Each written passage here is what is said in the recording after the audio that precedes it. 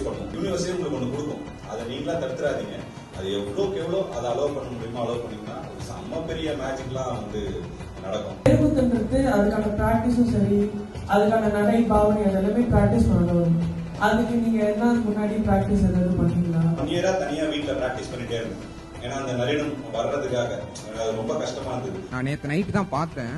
Really wonderful. எனக்கு இந்த படத்திலேயே ரொம்ப பிடிச்ச கேரக்டர் அந்த இளவரசன்ற character. couldn't come over that character. அந்த எத்தன் சார் மேல பெரிய கோவம்.